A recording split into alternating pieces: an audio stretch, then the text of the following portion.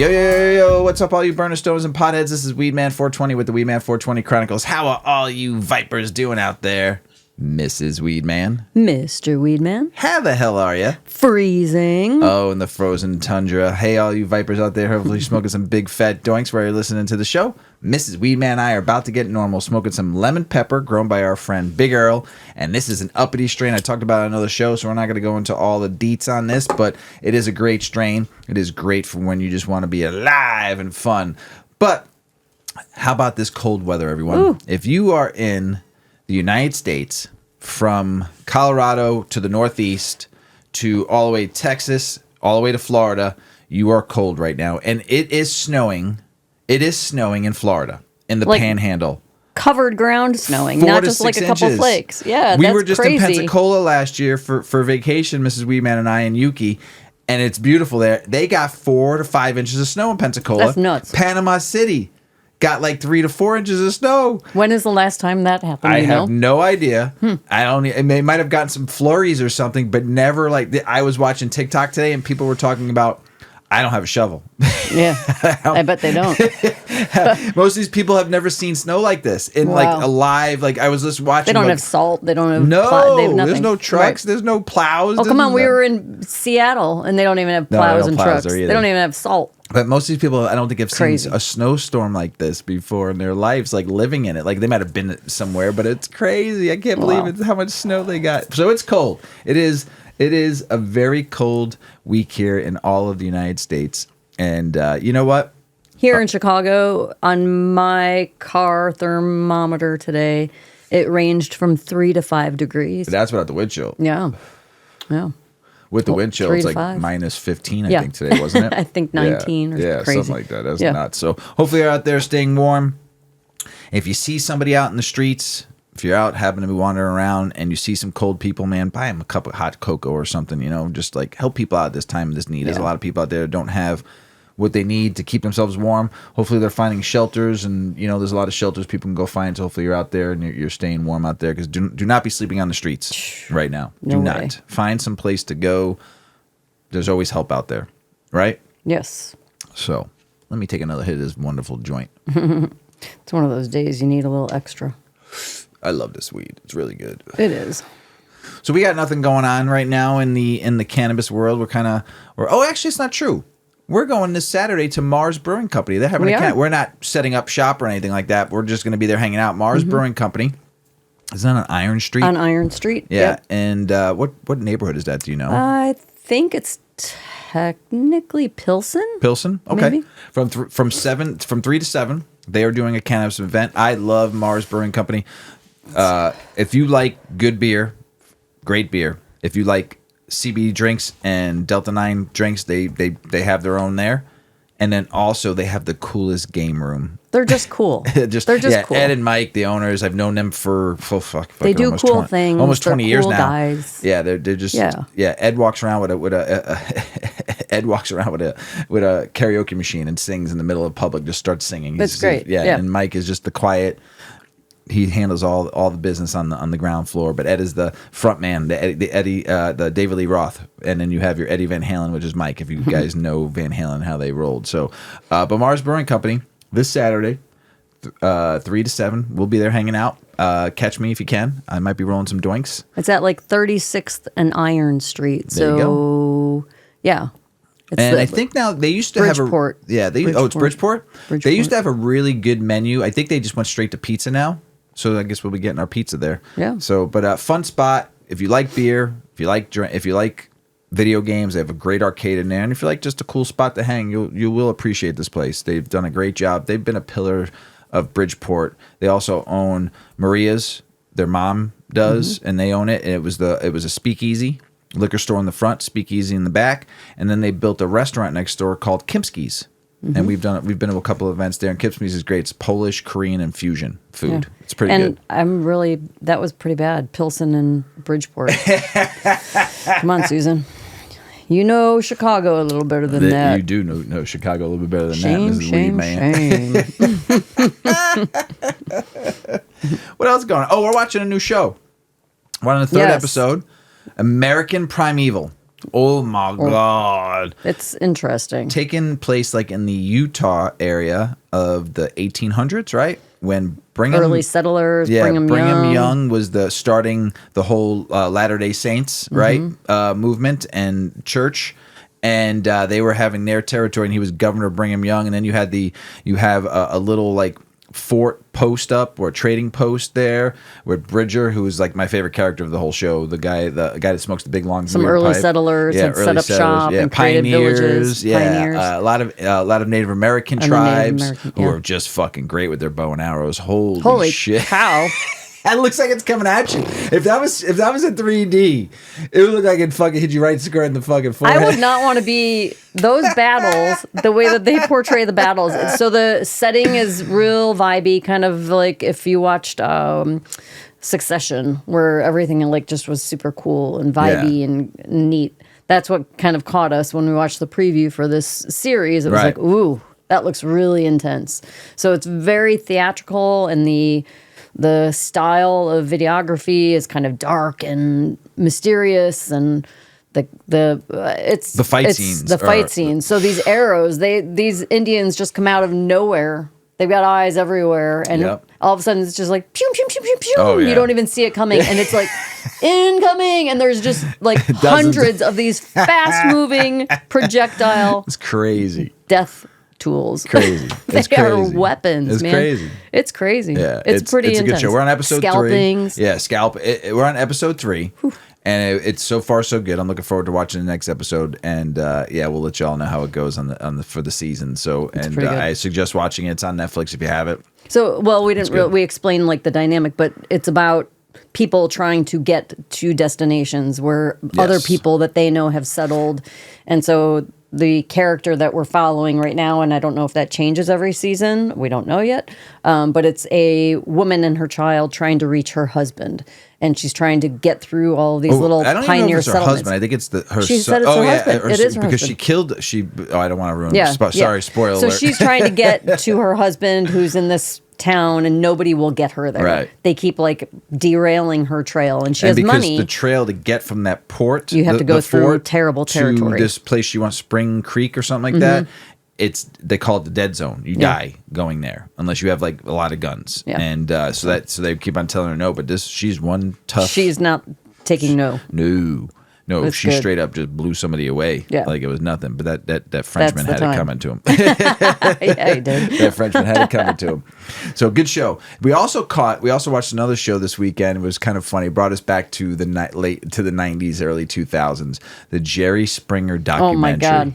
Oh, did that bring back? We were Jerry Springer enthusiasts. Oh yeah, when it first came out, we were like, what is even on the TV right now? When he went from just a normal sit-down talk show, which was boring as fuck crazy. when nobody watched it, till he went to like the next to like level 100. Yeah. And I don't know if all you out there know who Jerry Springer is. Probably most of you do. But his shows back before they started censoring shit was out of control. That was some fucked up crazy shit, and it was kind of like the rag mags on TV.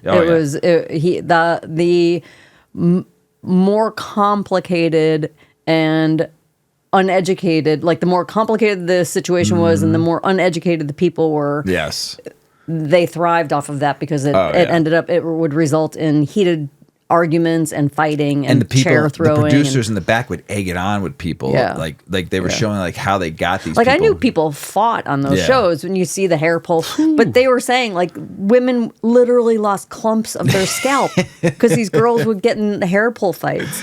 Oh, fingernails popped off. Like they said, not even just the nail, like the actual your natural nail and the fake nail. People, man, some like stitches, broken and noses. The audience going nuts, crazy for it. It was that just show was nuts. That show was nuts. That show could be showed today, unfortunately. But the producer and the director, like they really kind of got lost in the sauce on that show. Yeah. They took it too far for too long. I mean, they beat Oprah. And it beat them They up. became the number one show. Crazy. They beat Oprah. Jerry. We never went. No, we should have. But flash everybody. Oh my gosh. That was the later years. Was the girls you would flash but then they boobs censored it. And you get beads. That show should have been on HBO. Oh my gosh. And then you would be able to see everything. Like Everything. one of those cable Showtime, whatever. Then you would be able to see everything. Wow. That'd have been great. They would have done some I think more we saw Rogers. enough. But yeah, but that really period do. too, you got to think they were talking about that era. You had Jerry Springer. You had Stern, Howard Stern, who was like the shock jock. Shock jock. Yeah, you know, he was his heydays was like 80s to like 2000s. You know, his early 2000s, but his heyday was that 90 era, man, when people just loved Stern. So, and then they said Springer, and then who else? They mentioned one other, and I can't remember. We were pretty high that night. I don't know. But they were talking about like that shock and awe era of TV. Like nowadays, you couldn't do shit like that. Yeah. You know, unless it was like on cable TV Yeah. and stuff, and people would probably still be pissed They're off. like, thank about God we didn't have cell phones. it. Yeah. There were things that would have happened that we would have gone down a lot sooner. Oh yeah, crazy. So I suggest if you were a Jerry Springer fan, or if you weren't a Jerry Springer fan, you want to know what the show was all about back when we were all watching it. Because I worked nights, so I was always home. Mrs. Weedman and I were at 11 o'clock. We were sitting at the TV having lunch. Kids would be napping. Yeah, we'd come back from the gym or something like that too, and we would watch Jerry. Is Springer on? Even if we saw the show 2 or 3 times, we'd still watch Just it. background noise.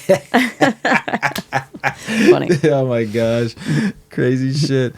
What else? Anything else? I think that's it. I think that's it. Right. Yeah. You want to get the show started? Let's get the show started. All right. There was something else I wanted to talk about, but I guess it'll be for the next show. So let's talk about it. Hemp microbes.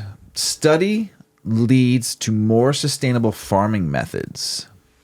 Hemp can save the world, right? Sure can. Yeah. Hemp has become increasingly popular for versatile uses. CBD-rich varieties are in high demand for pharmaceutical products, with fiber-rich varieties are valued for industrial applications like textiles. Now, a University of Houston study of hemp microbes published in the Journal of Scientific Reports may help scientists create special mixtures of helpful microbes to make hemp plants produce more CBD or have better quality fibers. As a community of tiny organisms, including microbes, the plant microbiome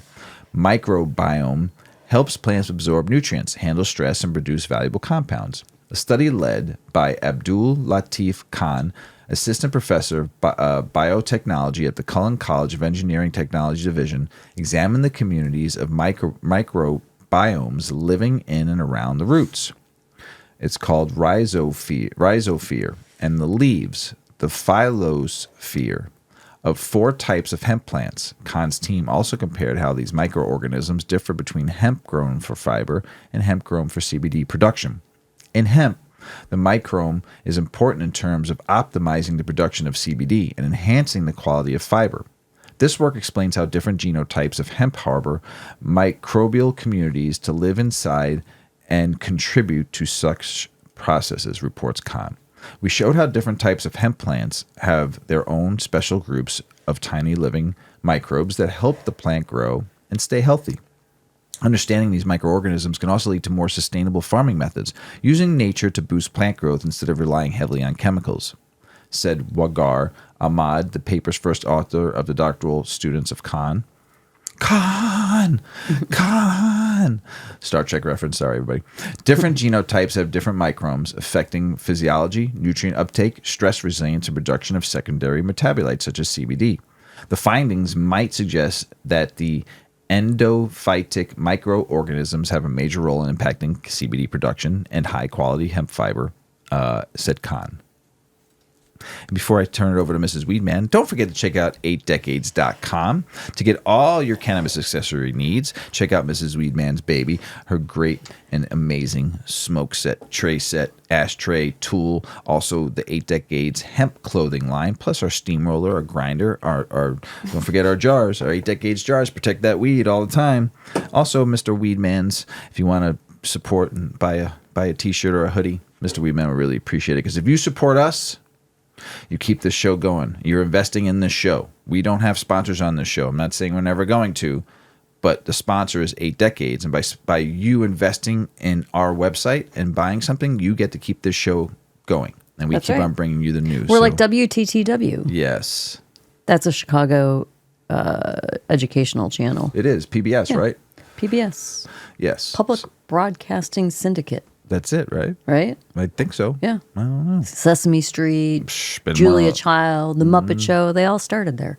So think of us as your like PBS of cannabis. And we just had someone buy the tray set. I don't remember their name, No. the smoke set, but I really appreciate you out Thank there. you. Do you remember the city it was going to? Well, we get orders all the time, so Yeah. yeah. Well, we appreciate your support with the smoke set. So thank you so much, everybody out there. So, Mrs. Weedman, consuming Weedman. cannabis is not required for weed-related impact. That's right. You want I'm more good weed right now. All right. Tell us All about right, it. everybody. Cultivating cannabis at home is a privilege, even in some states with legalization reform. There are some states where growing weed is still illegal, despite years of adult use laws in place. Those who grow their own often speak of the benefits. These consumers know precisely what goes into their weed, and they enjoy the tactile experience of turning it into a dank, smokable product. These sentiments were echoed in a poll by the Harris Poll for Royal Queen Seeds, a seed company that benefits from people cultivating their own cannabis. It's also revealed that home grows might be good for mental health.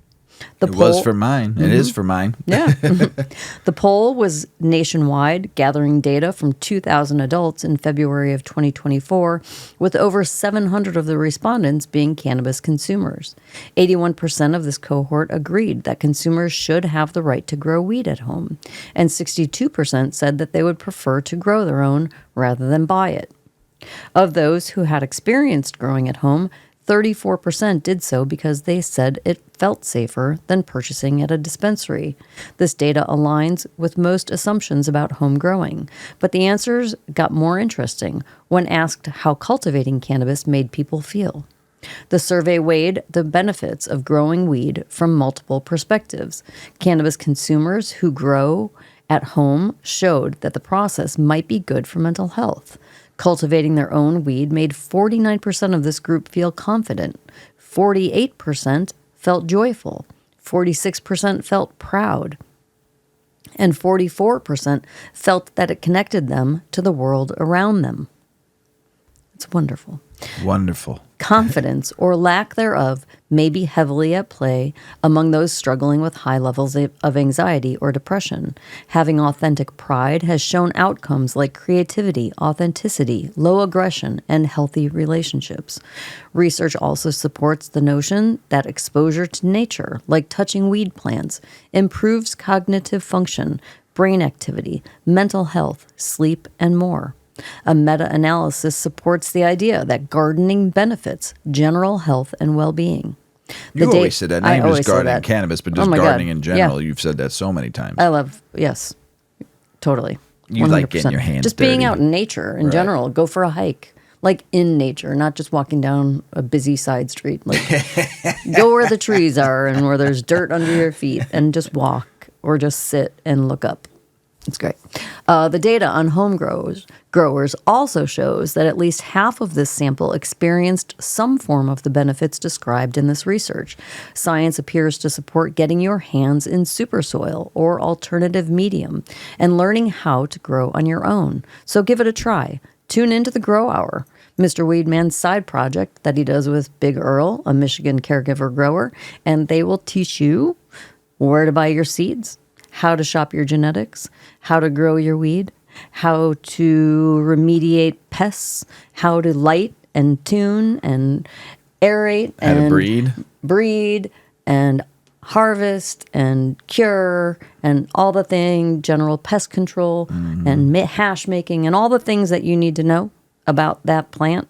Get over to the Grow Hour. Yeah, Big Earl is something special, boy. Yeah. He's brought a different He's avenue been- to me and to understanding the plant and the guests that we've had on the Grow Hour. We just launched episode 73 with our friend Stoney, and it is something special. I love that show because I learned so much, and I'm basically the newbie grower, even though I've been growing for a while, and I play the newbie grower. And I ask stupid, funny questions and play stupid on a lot of stuff. And it's kind of funny, but I've learned actually a lot I didn't know. Yeah. And Earl is magnificent. He is an amazing human being just in general. We love his wife. We're friends, the four of us. When they visit us once a month, we hang out for a little bit, and he gets us baked on some of his fine flour. And but it is a special show that now is year 2, actually. This month is year 2. since we launched. And it's just, we do it twice a month, sometimes 3, sometimes 4, sometimes once. It just depends on, Earl's busy. He's got his own garden to attend to and his own patients to attend to. In Michigan, you're a caregiver, and he's got his plants and he breeds, and he also does his genetic testing too with deep roots, and he does his cultures, tissue cultures, and he can, if you have clones that you want saved or you have a plant you want saved, he can culture that plant for you and hold on to it like in a safe, in a vault. So it's pretty magical. Yeah, we've had some really, really good guests on that show, and there's some really good knowledge not coming from me. Some of the best growers, breeders, just wonderful human beings that we've had on the show in the last 2 years, and they've taken their time out. They've given us their time. A lot of them are busy. They got to tend to their gardens, and they've come on the show and really, really upped our level of some of these breeders that have been breeding anywhere from, and growers that have been doing it for at least 10 to 25 years.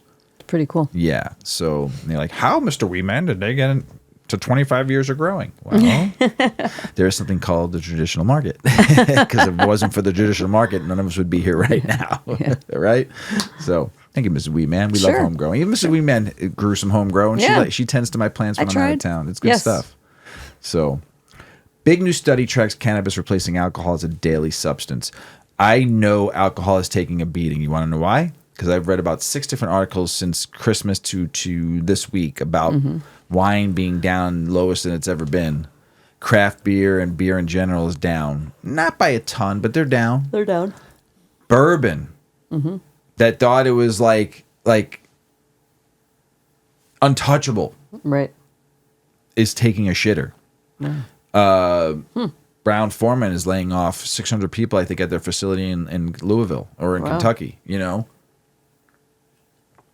People are getting laid off in the industry. I see it on LinkedIn, and it's sad. Alcohol has been a part of this country for a very long time, but we kind of know why. You have another option now that you weren't allowed to have before. And in the 24 states that are legal, medical, and the 33 altogether, you have an option now. And then some of the studies that have been coming out on alcohol recently too, like I think they said you can get 7 different cancers if you drink 1 to 2 drinks a day. It leads to like 6 to 7 different cancers. Holy or a high probability. A high probability, yeah. But 6 to 7 cancers. That's a lot. That's fucked up. That's serious shit. That is serious shit. And I will say that I had family members who were excessive drinkers, and 3 of them died of cancer that was there, and 3 months later they were gone, or 2 months, or fast shit. Yeah, not good. And I truly believe it's the alcohol. Yeah, you and I have never been heavy drinkers. We like our cocktails, we like our beer, but we don't drink every day. We don't drink all the time. We've tied a few on to a tree, I usually have like a once a decade blur out. One night. Yeah. Mine's always the day before the 4th of July. Once a year, I have my blackout. But, I've seen it in my life and in your life. We've seen what alcohol does to people. And I think that's always been, and I worked in the bar industry for a very long time too. And I still didn't drink like that, and I just couldn't. Alcohol, I have very low tolerance. I have a very, very low tolerance for alcohol. It's the lightest of lightweights. I mean, I could do 3 beers and I have a very good buzz, and I pee like a racehorse. Or I can drink like 3 cocktails and I'm buzzed. And if I do a shot or 2 in there, good night. Yeah, I'm done. You're rowdy. Yeah, or I'm fucking doing laps around Miss Weedman. She's ready to pull my skin off. Will you calm the fuck down? And then throw in some weed, and it's like, oh my god, somebody sit on him. Sit on him. Make him stop, please. Oh shit! Yeah, so in the U.S., regular cannabis use is on a path to replace regular alcohol use among every age group between 19 to 65. Just in time for Dry January, we're in Dry January right now, a massive, authoritative December 23rd study published in the Journal of Addiction found young adults, those under 30, have set aside regular alcohol use in favor of rolling one up instead. Gen X has matching cohorts of regular drinkers and smokers, and even retirees are relinquishing more and more scotch for the plant. Studying substances use trends in the U.S. About 10% of the country drank near daily in the mid-20th century. In the 1980s and 90s, drinkers far outnumbered weed smokers. But starting in 1996, voters approved 40 medical cannabis states and 24 adult use ones. Cannabis has become increasingly more accessible and popular. To better understand these trends, Megan Patrick, a researcher at the University of Michigan at Arbor, analyzed newly completed data from the Monitoring the Future panel study. Since 1976, the U.S. has asked around 20,000 people ages 19 to 65 about their use. The survey adds a fresh cohort of 12th graders each year and surveys them every 2 years until age 30, and then every 5 years until age 65. In 2023, the first complete data set for the first cohort became available. The data set is superb for comparing drug trends to different age groups over time. In total, the analysis done by Patrick included 389,649 responses from 1988 to 2023. I'd say that's cool. good. That's good data. That's like not 20 And that's people. pre-legality. Yes. And then into yeah. legality. That's cool. Young adults. Smokers now outnumber drinkers 3-1. Wow. After analyzing the data, smokers or just consumers? Like I think it does say smokers. smokers. It says smokers, okay. yeah. Okay. Patrick's findings paint a clear picture. Daily cannabis use is becoming more and more common. Just as daily alcohol use is declining. The shift is more obvious in younger generations. About 1 in 10 young adults regularly smoke weed. By contrast, just 1 in 30 regularly drink. That's a big number right there.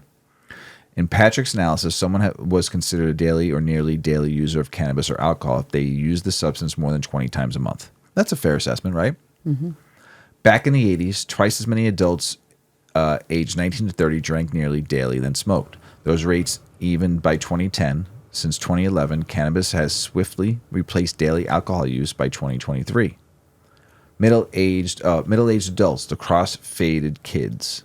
Middle-aged adults followed similar trends, but they started with a much higher rate of daily or nearly daily alcohol use compared to cannabis. In 2008, almost 1 in 10 mid-adults drank daily or near daily.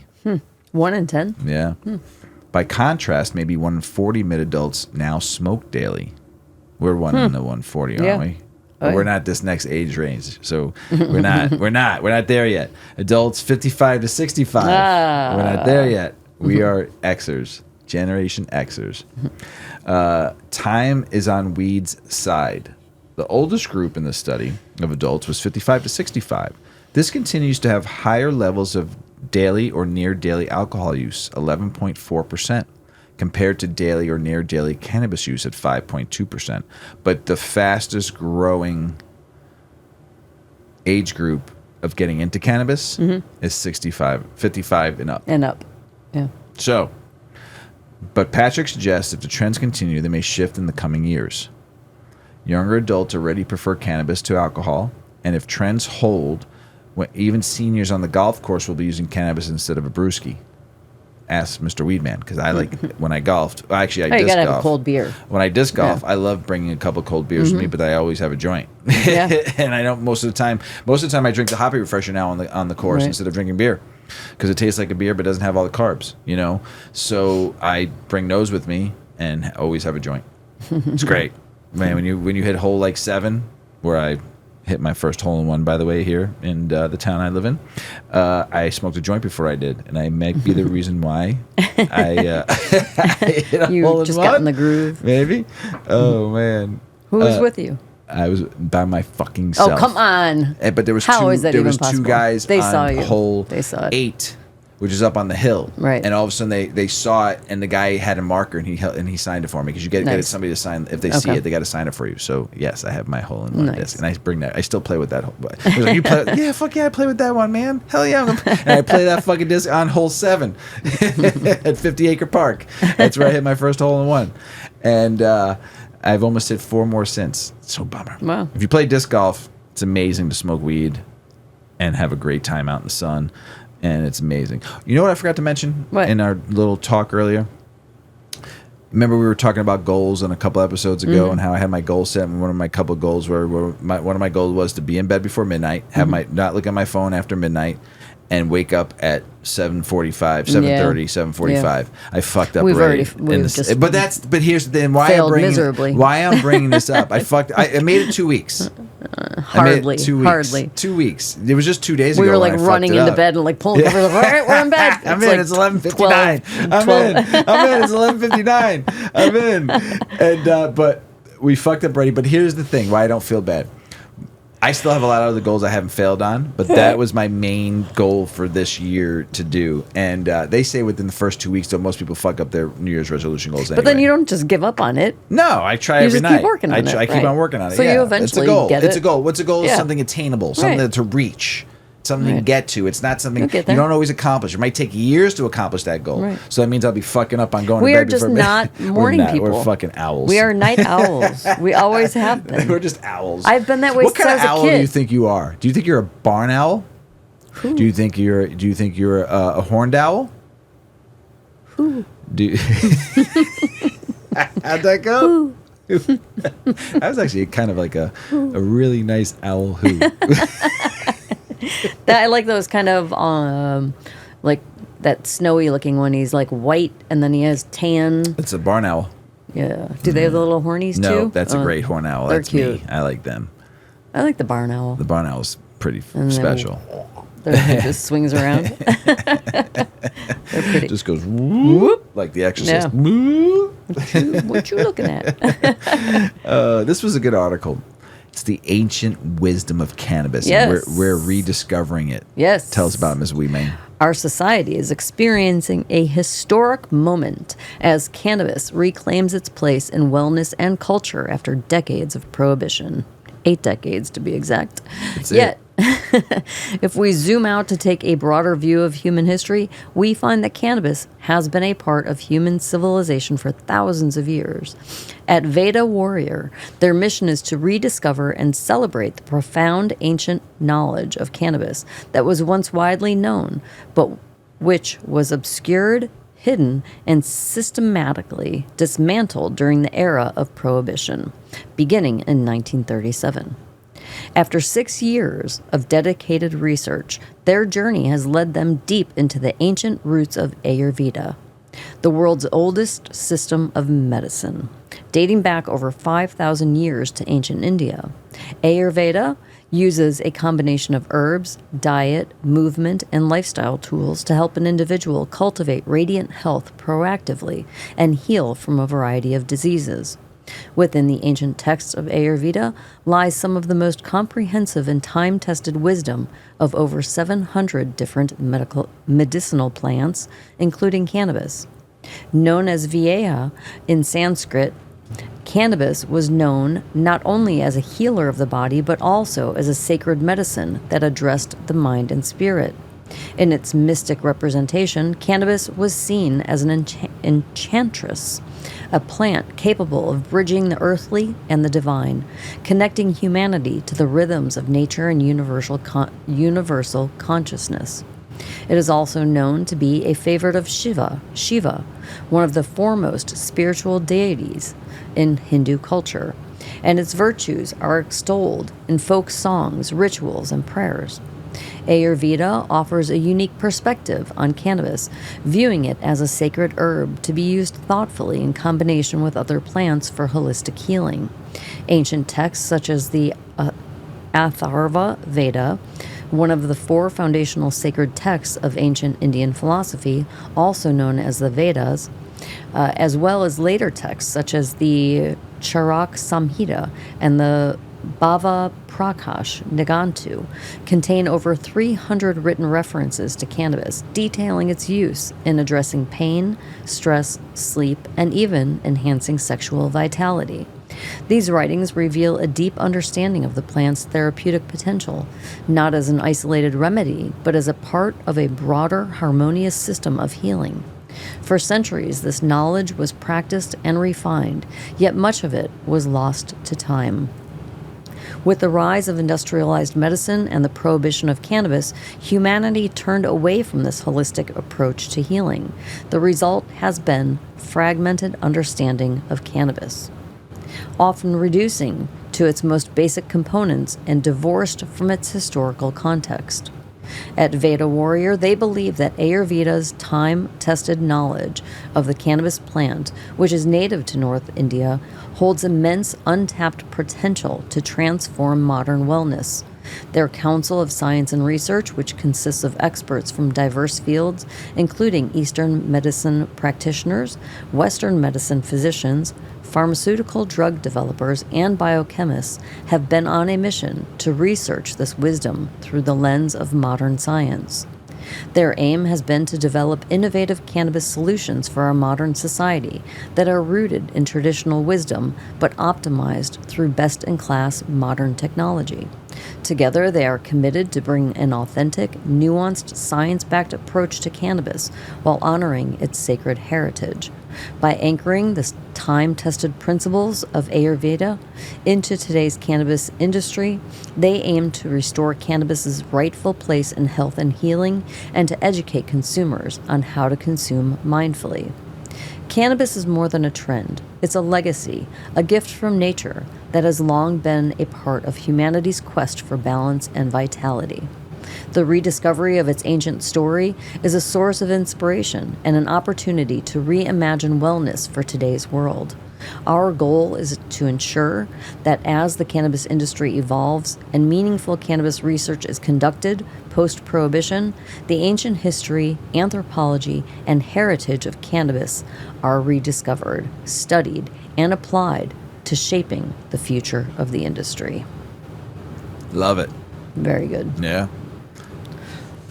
What's the safest way to consume cannabis based on your genetics and science? Ooh.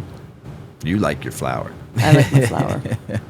The safest way to consume cannabis for health according to science and genetics. Marijuana legalization continues to help thousands of people, most especially those who need marijuana to treat conditions in a safer, more natural, and more cost-effective manner compared to pricey, addictive, and dangerous pharmaceutical medications. That said, not all weed is made the same. Depending on where you get your weed, some of it may be grown using pesticides, which can be bad for your health, especially when smoked. So yes, it does matter what kind of weed you're smoking and where you got it from. Remember Mrs Weedman talked about home grow? That's the best source of weed you can get. Your home grow or your buddy's home grow. Or your friend of a friend's home grow. Or, yes. Yes. In addition to not all methods of consumption are also the same, many consumers, particularly extremely healthy, conscious individuals, prefer not to smoke weed. Smoking weed that's been grown with pesticides can also be dangerous for one's health, especially not recommended if you are immunocompromised. That's why a growing number of consumers prefer to explore the variety of consumption methods available these days, such as edibles, tinctures, beverages, and cannabis oil, to name a few. Now, the results of a new study has just been published suggesting that cannabis oil extracts may be the safest way to consume weed. Researchers studied MCT oils that contain high concentrations of CBD with some THC. Several studies have found damage to various chromosomal associated with cannabinoid use, said the researchers, considering numerous studies demonstrating the genotoxicity of cannabis. It's noteworthy that many of these investigations have focused on individuals who consume cannabis through smoking or in cigarette form, normally rich in THC, they said. The research specifically found that extracts of cannabis sativa don't exhibit genotoxic or mutagenic potential in doses that are commonly used by patients to manage anxiety, pain, epilepsy, and other conditions. Although the current literature on cannabis sativa extract remains inconsistent, most evidence suggests that these extracts are safe for cells and DNA under both acute and chronic experimental conditions, even at high doses. In studies involving both male and female animals, wrote the researchers. Some consumers were alarmed recently when studies, albeit weak in nature, were published, which suggested that cannabis smoke had the potential to be genotoxic. That said, it still isn't recommended for individuals who may be immunocompromised, but there is no strong evidence that cannabis can indeed cause genetic mutations. Since oral consumptions of cannabis oil bypass the respiratory system and allows patients a more accurate way to dose, it becomes the preferred method of consumption for many medical cannabis patients. Whether you're young or old, the safety profile of cannabis oil has been proven. This is especially true if you wish to avoid respiratory harm. The role of quality cannabis in health.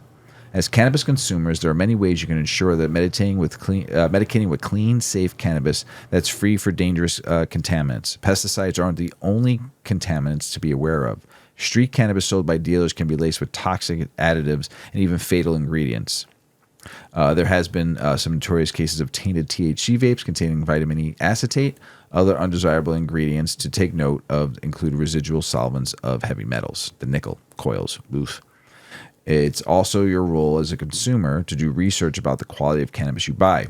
Of course, it makes sense to only buy from licensed cannabis dispensaries since they can easily supply laboratory-tested products. Make sure you ask for COAs if you're interested in what is being put in your cannabis because they have to list mycotoxins, toxins, and pesticides, and molds. From edibles to oils to flowers and more, licensed dispensaries can provide products of certificate of analysis, which can be either printed or packaging itself, accessing online or via a QR code. A cannabis product with COAs can give you the peace of mind that the product meets stringent testing and quality standards. Not in every case, as we're finding out. Colorado, they were still dealing with moldy weed from like 2023. Crazy. They were still finding it. Yeah, I just read about that. So. And we did talk about it too on a prior episode. So just know that all weed is always meets your states allow certain percentages of certain things in your cannabis. You want none of it. In addition, you can also seek out certified organic cannabis products. Of course, the fact that cannabis still isn't federally legal means there is nothing similar to the USDA organic certification for weed. Though some manufacturers make it easier for consumers these days to know if they're buying organic or not. For example, if you live in California, you can look for the Clean Green Certified or OCal weed that has been grown in standard that are comparable to organic. If you are older or having pre-existing medical conditions, the best way to medicate with marijuana is by taking cannabis oil orally.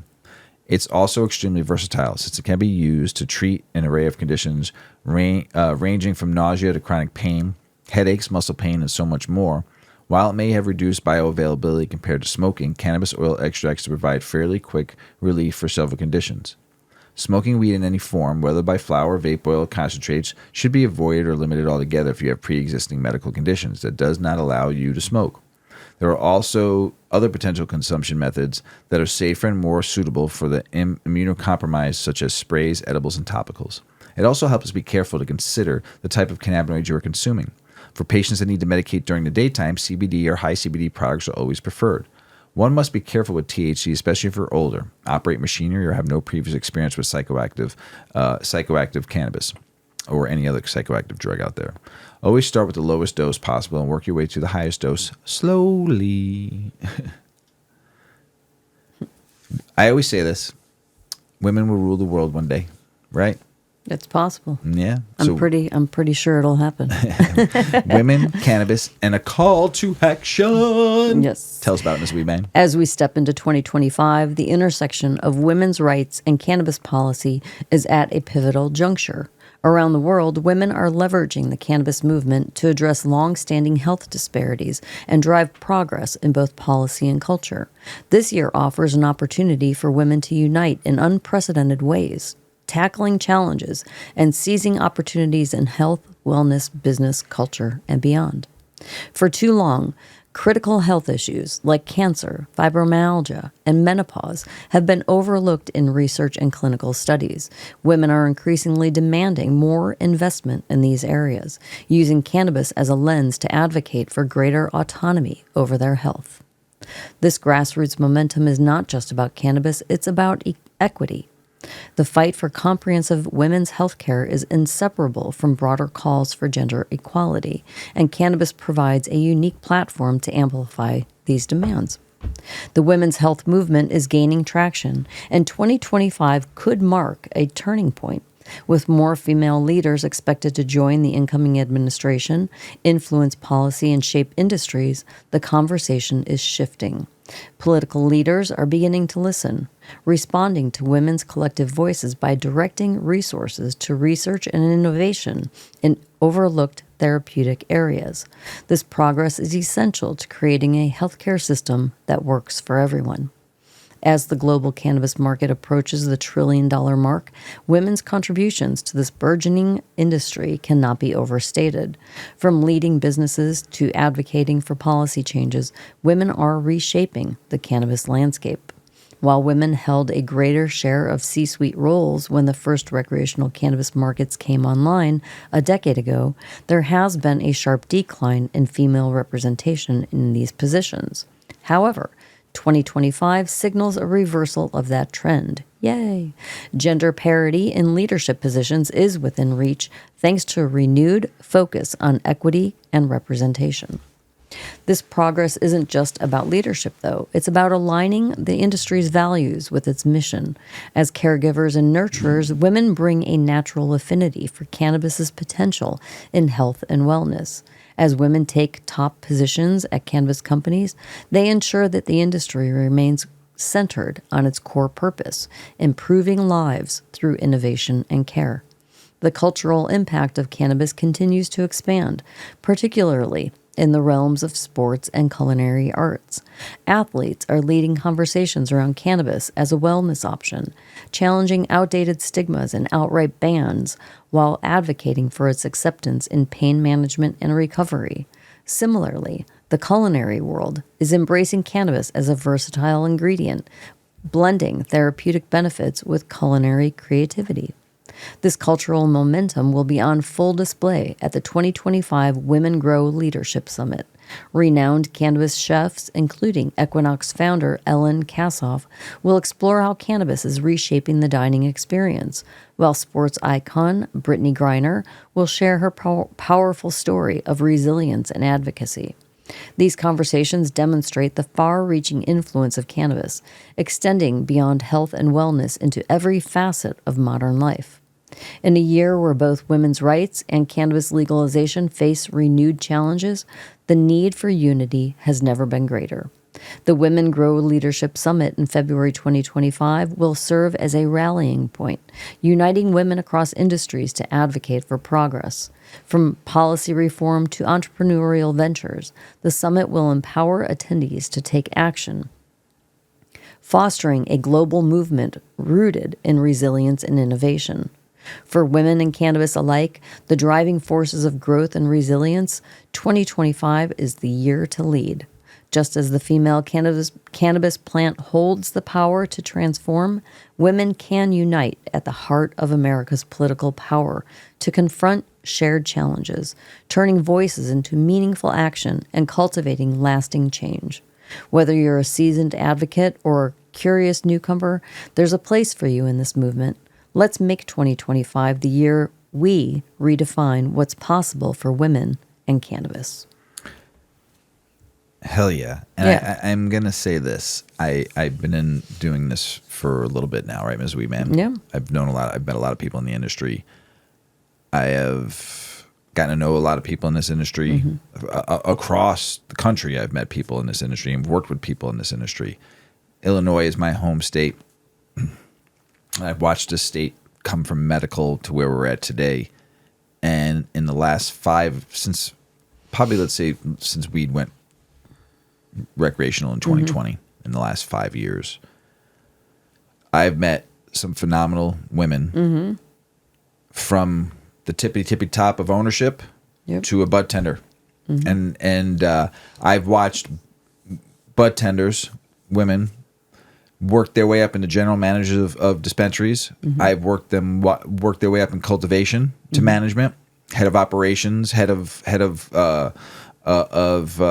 cultivation, head of kitchens, presidential roles, CEO roles, COO roles, and buyers, HR, a lot of HR, procurement. Buying for dispensaries. And I'm going to say this, men, get your fucking shit together. I am 100% serious on that. The women are crushing it. Get your fucking shit online. Because the women are fucking going to rule the world one day and you're going to get left fucking behind. And I'm fucking been married 30 years. I'm married to a very strong woman.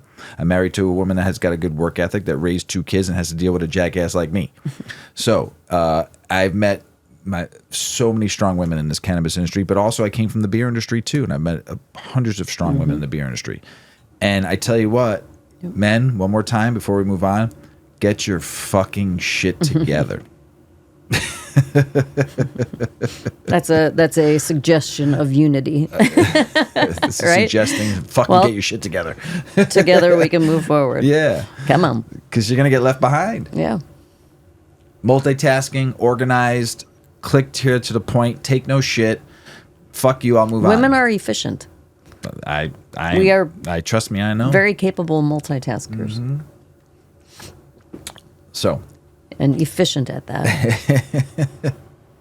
Can't guarantee we're all organized. In your own way. In our own way. There you go. So, political state and business news. Campaign cash and hemp regulation showdown is a bad sign about pay to play in Illinois. Illinois is all about pay to play. I'm cold. You cold? Illinois is all about pay to play. I came from the beer industry. I've worked in the bar, restaurant, and nightclub industry for 23 years. Illinois is a pay to play state. Mm-hmm. No matter what anybody says, there's laws saying no pay to play. Okay. An editorial highlights concerns about pay to play politics in Illinois, focusing on how donations potentially influence decisions on hemp regulation. Political figures block legislation to regulate synthetic hemp products like Delta 8 THC, which poses health risks to children. After receiving donations from interest groups, both hemp and cannabis industries have made contributions raising concerns at the influence of money on policymaking. Governor Pritzker criticized special interests while others defended the donations as minor. The editorial calls for stricter campaign finance rules. PharmaCann cannabis cultivation workers vote to unionize in Illinois. Cannabis workers at the PharmaCann cultivation facility in Dwight, Illinois, have voted to overwhelmingly to join Teamsters Local 777, where they already represent 100 PharmaCann Teamsters throughout the Illinois, and Jim Glemko, president of Local 77. We look forward to getting these workers a great union contract, just like we've already done for PharmaCann retail workers throughout the state. Bipartisan Kentucky lawmakers push Congress to protect medical marijuana patients and gun rights. Bipartisan Kentucky lawmakers are urging Congress to arm federal law to allow medical marijuana patients to purchase and possess firearms. Currently, under the Gun Control Act of 1968, cannabis users are prohibited from owning guns, creating a conflict as Kentucky prepares to launch its medical marijuana program. The resolutions emphasize the need to reconcile gun rights and access to medical cannabis, highlighting the citizens should have to choose between essential medical care and Second Amendment rights. Kentucky joins other states facing this issue. Also in Louisville, Kentucky, Louisville firefighters file lawsuit against Metro government for the right to use medical marijuana. NRA says federal ban on marijuana amid state-level legalization has created a confusing legal landscape for gun owners. The NRA highlights the confusion caused by federal laws banning marijuana users from owning guns, despite state-level cannabis legalization. The organization points out that the federal and state law contradicts each other, especially regarding medical and recreational cannabis users. Recent court rulings have questioned the constitutionality of the firearms ban, leading to legal uncertainty. The NRA advocates for clear laws that respect both Second Amendment rights and the U.S. Constitution standards. Iowa GOP leaders oppose legalizing pot to fill shortfalls from tax cuts. We'll just keep on taking your patients here in Illinois and Missouri. Thanks, Iowa. We'll keep on taking that couple bazillion dollars you keep on spending here on tax, and great. Just keep on, just like Wisconsin, just like Indiana. We'll keep on taking all your money. It's just, we had $400 million in tax revenue, and every month I'm looking at out-of-state sales, 35 million, 45 million, 30 million here. Man. Iowa GOP lawmakers are likely against legalizing cannabis this session. A former state official predicts they may eventually rely on cannabis taxes to offset revenue losses in recent tax cuts. Iowa revenue is expected to decline by $1 billion over 2 years due to tax cuts. And some officials see cannabis legalization as a potential new tax, sin tax. They call it a sin tax. S-I-N tax. Neighboring states like Missouri and Illinois are benefiting from Iowa residents buying cannabis across state lines, adding pressure for reform. Stop using cannabis as your cash cow. All you states out there. You don't deserve it anyway. Illinois making $400 million on off of our backs of we spending that money is total horse doogie. Nevada legal cannabis sales keep dropping, and they're blaming the illicit market. Nevada's legal cannabis sales dropped significantly, with $829 million recorded in 2023, down from $1 billion in 2021. The decline is partially attributed to competition from the illicit market, which accounts for 25 to 33% of total cannabis sales in the state. High taxes on legal cannabis drive some consumers to the black market. It's your fault using cannabis as your cash cow, where products are cheaper but riskier. Industry leaders suggest more enforcement and public awareness campaigns to address the problem. New Hampshire, House Majority Leader says state won't legalize marijuana for another decade, probably. What? are you talking about? Oh my goodness. New Hampshire House Majority Leader Jason Osborne said that marijuana legalization in the state likely won't happen for another decade, citing missed opportunities and lack of priority under Governor Kelly Ayotte, who opposes adult use legalization. Boo. Top GOP Wisconsin senator says their support for medical marijuana legalization, but state-run dispensary models is a red line. Wisconsin Senate Majority Leader Devin LeMahieu expressed support for legalizing medical marijuana, but opposed the state-run dispensary model proposed by Assembly GOP leaders. Thank you. He prefers a model where medical cannabis is prescribed by doctors and distributed through pharmacies. Nope. Ensuring it doesn't become a backdoor to recreational legalization. Governor Tony Evers has also called for reform, advocating citizen-led ballot initiatives to push legalization as prior legislative efforts have stalled due to GOP opposition. Arkansas GOP governor announces plan to use medical marijuana money to fund free breakfast and free lunch for students. Isn't that amazing? Yeah. I can get with that program. Not going to police funds and not going to shit people pocketbooks and stuff, you know.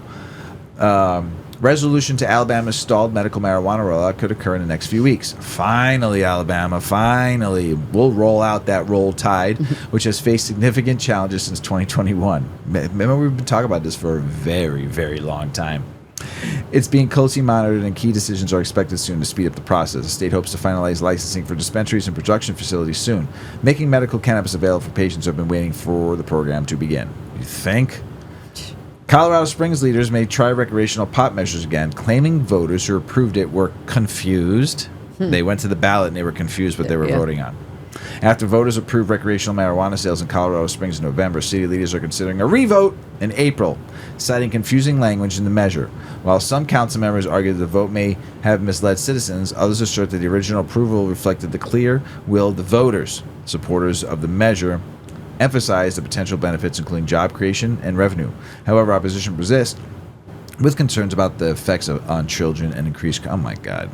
You have had cannabis legalized in your state since 2012, right? I think 2012. And Colorado Springs is not recreational. Medical, but not rec. Because they're afraid of the effect... It's. You need to listen to our show. Because we've talked about this and how it's decreased in use in children and young adults, and there is no increase in crime. Right. Colorado Springs, go to the Garden of the Gods and fix yourself, will you? Pray on one of those big Go mountains. meditate on it. Yeah, something. Jeez. Smoke a joint. I'm really baked. I just have to tell you. That's what it's supposed to do. Feel great. Nebraska medical marijuana legalization lawsuit now includes more state officials. A former Nebraska state senator has added a half dozen state officials to the lawsuit seeking to undo voter-approved medical marijuana legalization. Nebraskans, if your officials do this to you, vote them out. Get them out of there. 71% of you voted for it. That means your vote does not count, which a lot of people believe in, that our votes don't fucking matter anymore. Your vote mattered. You voted yes. Here's something crazy, Mrs. Weedman. Tell me. Florida Recreational Pot Amendment Group to try again in 2026. Every 2 years they try. Hey, good. Gotta get that 60%. Gotta, Smart and Safe Florida. They only need a few more people. A few more. 2 tree. Smart and Safe Florida is pursuing a constitutional amendment to allow adult recreational marijuana use for 2026, according to Florida's amendment database. New York City's first Tier 1 cannabis facility opening in the Bronx this spring. Hey. Yay! And I was excited about this because the newspaper this was in is called the Bronx Times. It used to be called the Bronx Times Reporter, now it's called the Bronx Times. And I used to deliver that paper. Oh, cute. I had a paper route. On your block? For 2 years. Not on my block, the whole neighborhood. Yeah. Yeah, I went all over on my bike. You probably... No. No, all over? I had like a very big route. Like I probably rode about 4 or 5 miles. Wow, Yeah, good. I had a big ride. I had a full paper route. It was 4 days a week. Wow. Yeah. And you had to get up early? No, it was an evening paper after school, after really? practice. Yeah, I was able to do it from 4 to 6. It was What's happening It was in the amazing Bronx? because it wasn't the New York Post. Yeah. It wasn't one of the big. It was a local paper. Yeah. That was just starting out, and the owner let me keep all the money. It was a quarter.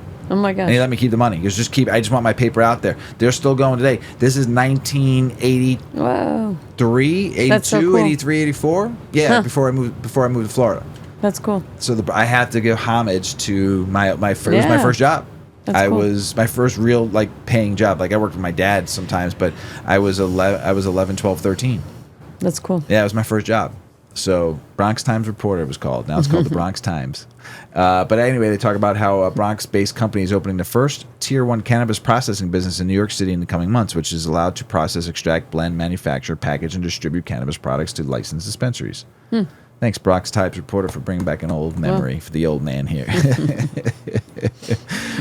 FDA seeks veterinarians' input on use of CBD and other cannabis products in animals. The FDA is seeking input from veterinarians and the public on the use of CBD and other cannabis-derived products in animals. The agency aims to understand usage, trends, and safety concerns, drug interactions, and other issues related to CBD products, which have gained popularity post-legalization. While no CBD animal products are FDA approved, some veterinarians may prescribe human-approved drugs like Epidiolex or for animal use. The comment period ends April 16th.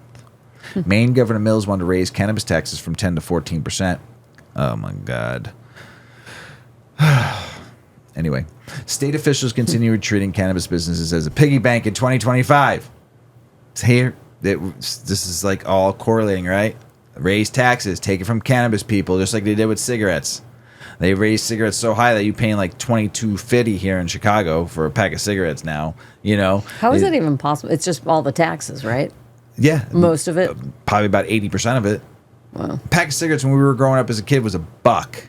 It was like $1.10 here. Yeah, Mom would say, "Here's $1. Go to the store Yeah. down the street and get me With a a pack." note. Cool. Give me no. I didn't need a note. The guy knew us. We were in that store all the time. He knew I wasn't smoking them. I mean, who knew? Yeah, you were. know, but $1. Cool. Wow. 100's my mom's ma weeds. Ma 420 smoked. Crazy. But they're using this as a piggy bank in 2025. They see the benefit. Look at what Illinois is doing. Look what all these states are doing. So they're going to keep on increasing. And it's going to force us to go back to the black market. Now, I don't go to the black market. I grow my own, or I have traditional market guys. But there's some people that can't get good weed from a Right. traditional market grower or a farmer's market, like, the underground farmer's market we go to. There's not around. So they're going to go back to getting shit that's just garbage. Dried up, crusty, old, moldy weed. And they're going to get them sick after a while. So this is the state's, this is not your piggy bank. If you can't keep a regular budget, and if you're lowering taxes down and you're taking away a tax, like say no state income tax. Yeah. Okay. Because then some of that money is going to go use the taxes through cannabis and it's going to, fine. Or you're going to lower your sales tax down on other things to a set tax, a flat tax. Right. Because cannabis money is good. It's clean. It's bringing in good tax dollars and revenue for your state. But you have to give a little to stop taking so much from us. We fought for this, not for you to use this. Give us what we need, and then you could take a little bit more. And they're not doing it. Just my thought. California, Maryland, Maine, and Mississippi are entering cannabis excise tax heists this year that could put licensed businesses in jeopardy. State officials are continuing to treat cannabis business as a source of revenue through excise taxes, even as the industry faces financial pressure. Cannabis operators argue that these heist taxes are unsustainable and hinder business growth. While state government continue to depend on the tax income to fund various programs, industry leaders are calling for tax reforms to make the sector viable. While the debate over balancing taxation with business survival intensifies in 2025. Massachusetts marijuana officials say social consumption plan will position state as East Coast industry leader. They're going to be doing consumption allowance in Massachusetts. Also in Massachusetts, though, adult use cannabis sales hit a revenue record of $1.6 billion generated over 2024. Indiana's Republican governor is amenable to medical marijuana legalization, even as top GOP lawmakers oppose it. Indiana's Republican Governor Mike Braun is open to legalizing medical marijuana despite oppositions from key GOP lawmakers. Braun has expressed support for the therapeutic cannabis but remains skeptical of recreational marijuana. It's a start. It's always a start, right? While a significant majority of Indiana residents back legalization, lawmakers like Senate President Roderick Bray and House Speaker Todd Hudson oppose the move, citing concerns over mental health and addictive substance. Wrong. Several marijuana reform bills are under consideration for the upcoming year, including proposals for medical use and decriminalization. I think it was something like 68 to 71% in Indiana approve of medical marijuana. If these people that you're putting in the office are not listening to what you want, vote them out. Right. Get them out of there. Is there a way that I'm sure that there are people out there challenging taxes, but how do they justify? Well, that's like a whole discussion. I wonder how they justify, how do they justify that they can charge the tax that they charge? Because they think, and how come we can't dispute that? And there's some people that can. I mean, business owners are all the time. Yeah. They're always fighting it. But not always. No, it's very hard to succeed. Yeah, right. But the way to do it is, if you don't like what your officials are doing, get them out. Change it. Yeah. Change it. Every 2 to 4 years, you got chances to make change. If you're calling Not that easy. You can call that office and say, "Listen, I got 10,000 voters here in my little area that if you don't fix your shit, we're going to vote against you." That's a lot of voters, right? In a small state for a state local council and stuff like that. Yeah. Excuse me. South Carolina medical cannabis legalization back on the legislative table for 2025. Let's go. Well, South good. Carolina Senate Bill 53, reintroduced by Senator Tom Davis, aims to establish a regular legal medical cannabis market. It would permit products like edibles and vaporized oils, but excludes smoking and home cultivation. Boo! Boo! So Boo! Dumb. So dumb. While previous attempts failed, the bill gaining momentum with a focus on treating chronic conditions. It also proposes licensing dispensaries and limiting cultivation centers. Due to the legalization is progressing, it remains subject to local municipalities' approval, with some provisions designed to allow revelations after 5 years. Your bread's done. I just heard the bell go off. That's good, Mr. Weedman. Business federal OSHA officials spotlight marijuana and hemp industry workers' risk from allergens. Federal OSHA officials are focusing on the risk of allergens in the marijuana and hemp industries, highlighted dangers like mold spores and bioaerosols that can lead to respiratory issues. The initiative includes free inspections for cannabis processing and cultivation facilities, aiming to reduce workplace hazards. While the program targets production environments, retail businesses aren't covered. Researchers are investigating allergens at cultivation sites, noting that the mold and plant material can create harmful bioaerosols, but there's limited peer-reviewed data on the issue. That's the political state and business news, everybody. World's largest tobacco company continues silent entry into cannabis. We talked about this topic here and there when we really early in our recording together. Oh yeah. That of course, there's always the threat that big cannabis is going to come and play, and they're going to, and they're going to mass produce, and they're going to just butcher cannabis. They're going to destroy the plant. Well, they're already getting in there. So, what company? Philip Morris. So, are they a medical marijuana supporter? Would we consider them that? Philip Morris International, acronym is PMI, so I'm going to refer to them as PMI. The largest tobacco company in the world by market cap, is further extending its reach into cannabis through its subsidiary Vectura Fertin Pharma, VFP. In a press release that went mostly unnoticed, the company announced this week a collaboration with Avicanna, a Canadian biopharmaceutical firm specializing in cannabinoid-based medicine. This partnership aims to advance medical cannabis research and improve accessibility in Canada. By leveraging Avicanna's expertise and its online platform, PMI continues its measured pivot toward health and wellness. The collaboration between PMI's Vectura Fertin Pharma and Avicanna signals a continuation of their calculated strategy in the cannabis sector, particularly its focus on medical applications over recreational cannabis. PMI's deliberate focus on medical cannabis aligns with its broader strategy of research-driven innovation. PMI is also positioning itself for a long-term shift in consumer preferences. Aaron Gray, managing director at Alliance Global Partners, an investment firm, explains, "I think this is a multi-decade strategy. Usage trends among young adults are shifting. They're moving away from tobacco and alcohol and toward cannabis. Big Tobacco sees this and wants to capture that new, growing consumer base, and cannabis is part of that vision. This isn't just about hedging, it's about preparing for a long-term consumer shift." Dan Aarons, managing director of Advisor Shares, highlights PMI's cautious approach. Big Tobacco has made numerous investments and joint ventures into the cannabis space, especially in Canada, but we've always felt that they are holding off on large additional investments until they can do so in the U.S. markets following federal reforms. PMI's approach to cannabis differs from competitors like Altria and British American Tobacco, or BAT, which have taken more consumer-oriented paths. Altria made a $1.8 billion investment in Kronos Group, while BAT formed a research and development partnership with Organogram in 2023. By centering its efforts on Canada's well-regulated cannabis market, PMI not only gained a strategic testing ground, but also positions itself to gather insights into patient-focused care and market dynamics, he adds. When Canada first legalized cannabis, we saw companies like Altria, Constellation Brands, and Molson Coors make significant investments or form joint ventures with cannabis firms. Many of those early moves didn't pan out as expected, but recently we've seen more targeted investments like BAT's partnership with Organogram. Is Avicana, I keep saying it differently, Avicana, a key player in PMI's long-term game plan? Their collaboration adds to Avicana's history of notable partnerships.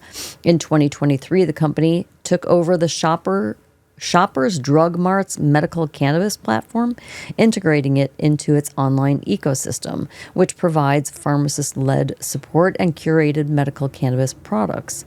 Avicana also operated out of Johnson & Johnson's J-Labs incubator for years, where it focused on cannabinoid-based research and development.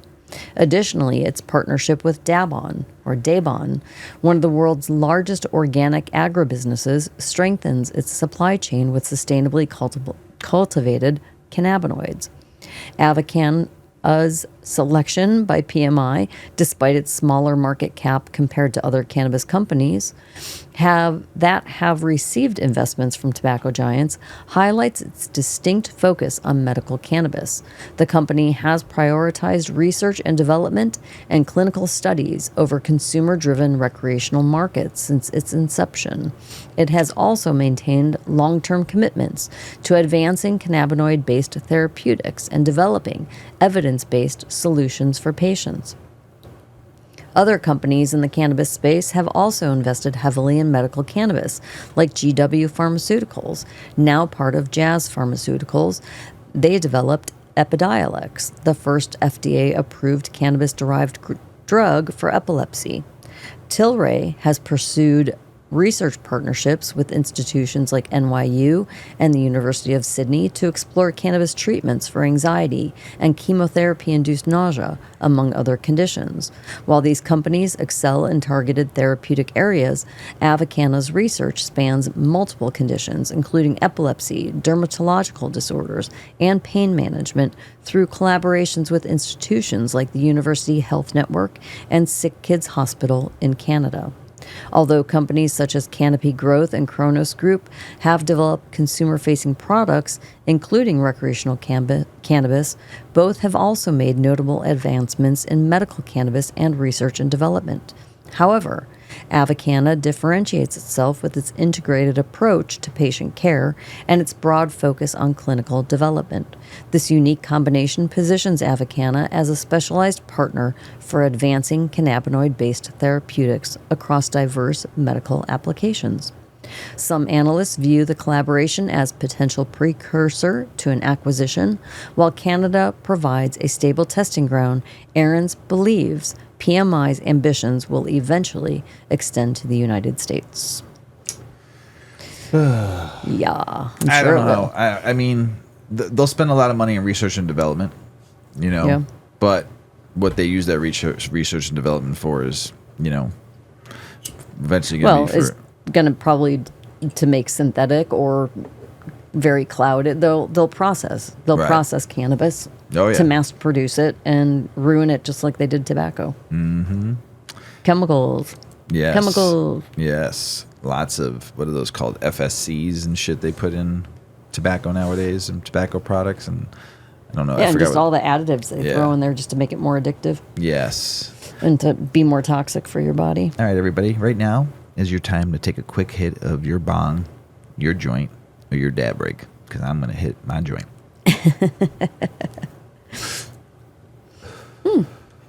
Yummy. I didn't really need to smoke more, but Big Girl's a phenomenal grower. thanks, Earl. Yeah. I'm looking forward to seeing what he's bringing this Sunday. Mm-hmm. Oh, so excited. We'll be smoking on the next couple shows. International news. Hundreds of UK families are forced to turn to illicit cannabis market due to lack of NHS access. A report from Business of Cannabis reveals that hundreds of UK families are turning to the illicit cannabis market to obtain products for their children due to limited access through the National Health Services. The situation highlights the challenges in providing adequate medical cannabis accesses within the UK healthcare system. How cannabis is helping downtown Eastside residents get off hard drugs. Cannabis is playing a significant role helping residents of Vancouver's downtown Eastside overcome addictions to hard drugs like opioids. The Cannabis Substitution Project, which offers cannabis as a substitute, has supported many individuals in reducing or quitting substances like heroin and meth. Despite legal challenges and police raids, the CSP continues to work, helping people improve their lives. Studies show that the cannabis can reduce the use of opioids, promoting healing and better overall health for those in the community. Cannabis industry secures much-needed funding boosts. Barbados medicinal cannabis industry has received a boost through a partnership between the Barbados Medical Cannabis Licensing Authority, the BMCLA, and Trust Loans Fund. The aims to address financial barriers hindering businesses by offering loans to license holders struggling with the startup capital. Many cannabis businesses face banking challenges due to international restrictions, making access to funding difficult. The collaboration is expected to ease these challenges, encouraging more growth in the sector. The industry also benefits from digital banking platforms like M-Money to manage transactions securely. Thai cannabis shop data. Thailand's cannabis retail market is concentrated in urban and tourist-heavy areas. Bangkok leads with 19% of all dispensaries, followed by major tourist cities like Pattaya and Phuket and Surat Thani, which account is 22.7%.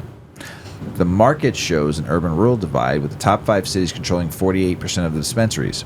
The structure follows population, tourism, and economic activity with major hubs. 1,000 shops. Tourist destinations, 500 to 1,000 shops. And regional hubs, 500 shops. That's a lot of stuff going on in Thailand. And that president that got elected was going to shut it all down, the recreational. Not much income, and I think he finally saw the numbers. I mean, come on, that's the only thing that can he changed. They spoke for themselves. Yeah, that's a lot of people. You're putting out of work in your country. There'd be a lot of pissed off people. Yeah, there's a lot of money going around. That's that's shops alone. That's not talking about all the cultivation. That's not talking about the people that do all the other stuff for the industry. Right. You would have probably got rid of maybe close to maybe 100,000 jobs, maybe more. Who knows? It is going to also increase their tourism because people will travel there because of it being legal. Yeah. From surrounding countries, even not even just from U.S. travel. Yeah. Right. You It's ain't good lying. for the country. Yeah. It's good for the economy. Yeah. Everybody wants it. Yeah. One of our more favorite journalists that we get to read a lot about, Reginald Reefer, talks about what is psychoactive listening, the study of cannabis and music. Yes. Tell us about it, Mrs Weedman. I'll never forget the first time I truly heard Pink Floyd's Time. What was your Pink Floyd song, Mrs Weedman? Money. That was the song you listened to? Oh, I love that. Yeah, but the what was the coins? The coins. What was the song that you played for your mom and with all of her friends? Oh, Another Brick in the Wall. That's it. Fuck yeah. I bought that 45 off of a kid at school. I'm like, I'm bringing you money tomorrow. I want that. And then I brought it home, and my mom had her girlfriends over on Friday night to play bridge. And it was a very sophisticated gathering. And I'm like, Mom, I bought this for my friend. Listen on my little play school record player. I don't even think it could play a full-size album. And I put my little 45 on there, and it's... We don't need no education. My mom was just like, Susan, turn that off. Oh my gosh. And the ladies were all like, oh, she has a rebel on her hands. Fuck yeah. Oh, Joan has her hands full there. Oh, so good. It was cute. So all right, good. moving on. Sure. I'd listened to it a dozen times before, but this was different. I had just taken a few hits from a joint when those haunting clock chimes began. As the song progressed, I found myself noticing things I'd somehow missed in all of my previous listens. The intricate layers of percussion, the subtle interplay between the guitars, the way the bass line weaved through it all like a musical serpent. It wasn't just hearing the music, it was experiencing it on a completely different level. Ask any cannabis enthusiast about their relationship with music while high, and you'll likely get a knowing smile followed by something along the lines of, everything just sounds better. It's not just about the enhanced audio perception. There's a profound sense of immersion that transforms familiar songs into entirely new experiences. The music doesn't just play, it envelopes you, pulls you in, and takes you on a journey through every note and rhythm. For decades, this phenomenon had been widely acknowledged in cannabis culture, passed down through shared experiences in countless smoke sessions. However, the scientific community has largely overlooked this fascinating relationship between cannabis and musical perception. The lack of formal research has left us with plenty of anecdotal evidence, but few concrete answers about what's actually happening in our brains when we combine the two. Thankfully, that's changing. A groundbreaking new study is examining how cannabis affects our enjoyment and perception of music in real-world settings. Rather than relying on sterile laboratory conditions, researchers are meeting cannabis users where they naturally consume, in social settings where music is an integral part of the experience. So, pack a bowl, cue up your favorite stoner playlist, and join me as we explore the science behind what I like to call psychoactive listening. It's time to understand why that bass line hits different when you're high, and what that might mean for our understanding of consciousness, perception, and the therapeutic potential of cannabis. Yeah, I couldn't even say that word if I tried.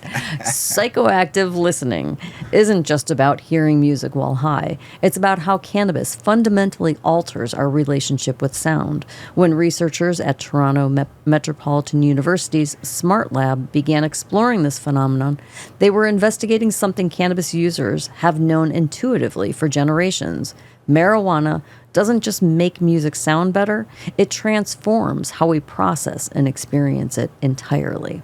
The study, currently underway at Club Lit, a cannabis consumption lounge in Toronto, takes a refreshingly practical approach to research. Instead of isolating participants in sterile laboratory conditions, researchers chose to meet cannabis users in their natural habitat.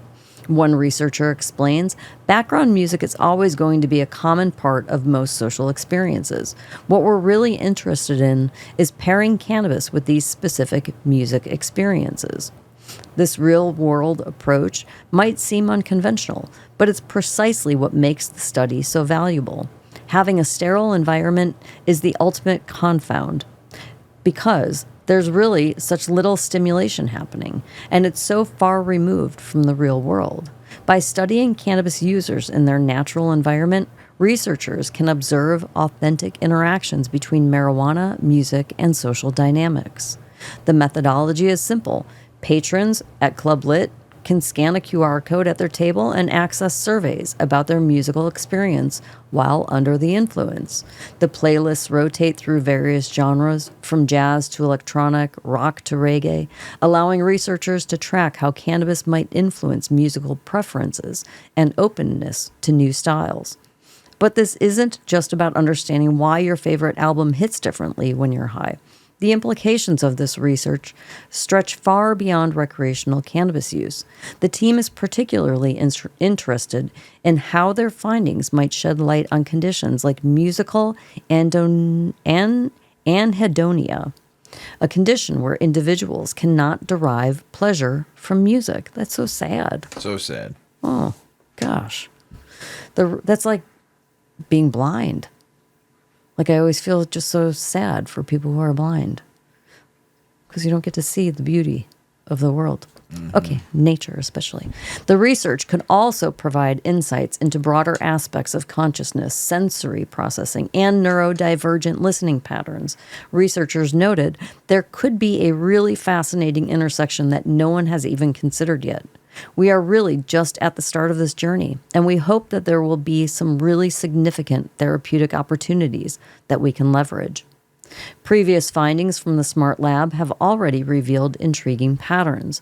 Cannabis users reported changes in their cognitive processing, including altered attentiveness, absorption, interpretation of lyrics, memory, and critical analysis. Perhaps most interestingly, many participants described an increased openness to new musical experiences while under the influence. Looking ahead, this field of research could revolutionize our understanding of how psychoactive substances affect sensory processing and emotional responses to art. It might also lead to new therapeutic applications, potentially helping individuals with various forms of anhedonia or sensory processing disorders. For now, the researchers continue gathering data, aiming to involve 1,000 participants in their study. As we await their findings, one thing is clear.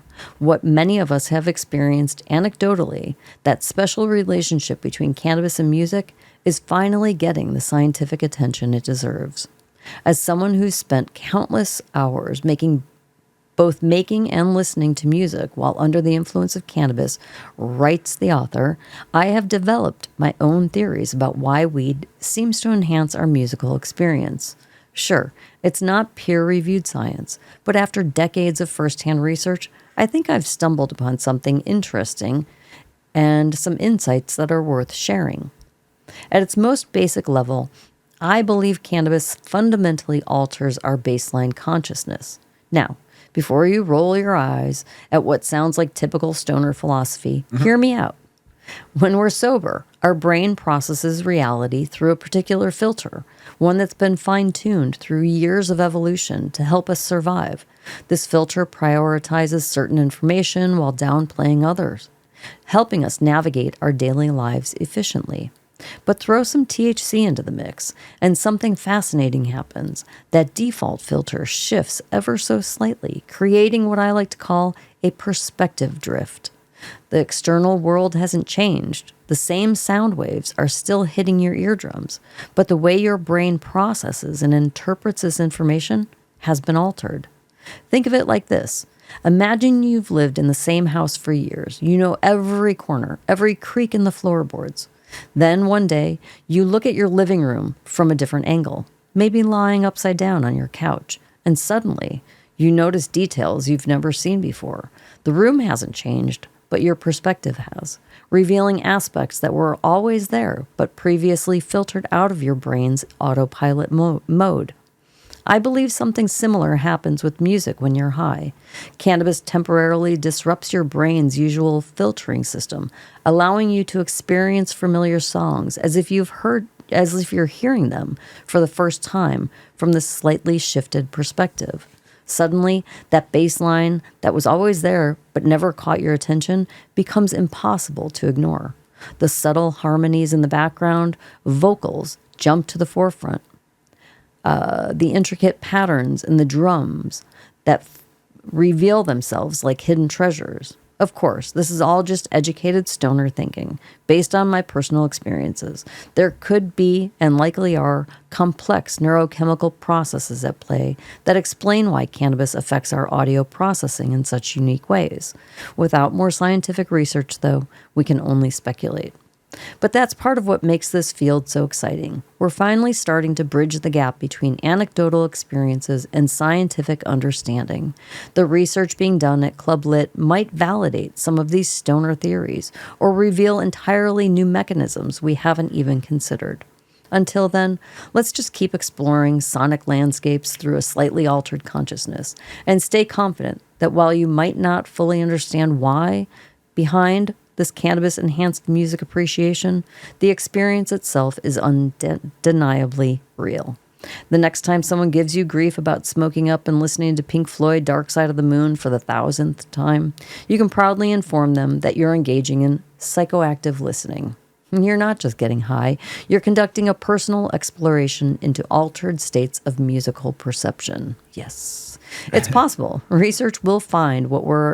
It is possible, though, that research will find that we're all just really high, so everything sounds amazing. Maybe it's just that simple. But either way, science is finally starting to validate what cannabis users have been saying all along. So pack that bowl, put on your favorite album, and get into some serious psychoactive listening. After all, it's not just recreation anymore. It's research. It is. That was a good art. I like Reginald Leafer. Yeah. He's a good writer. It was poetic. Yep. Yes, very good. Mrs.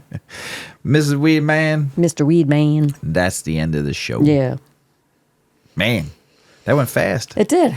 It is. Yeah. Everybody out there, you got anything else to say before we go? Stay warm. Be safe. Don't get sick. There's so many bugs going around. Wash your hands. Don't share joints. It's just not the time of year to share. Sharing joints, it's great. Save it for spring, not flu season. Yeah, not flu season. Yeah. So hopefully everybody out there in California is doing all right. Hopefully everybody in North Carolina and Florida are doing all right with the snow. Florida getting snow. It's crazy out there. And hopefully you're staying safe, you're staying warm, and you're being protected out there. We love you. Thank you for listening, everybody out there. We appreciate you all. Episode 240. Love it. Love it. Love it. Thank you again, everybody. We love you. As Paulie always says, smoke smart. Puff, puff, and away. Puff, puff, pass.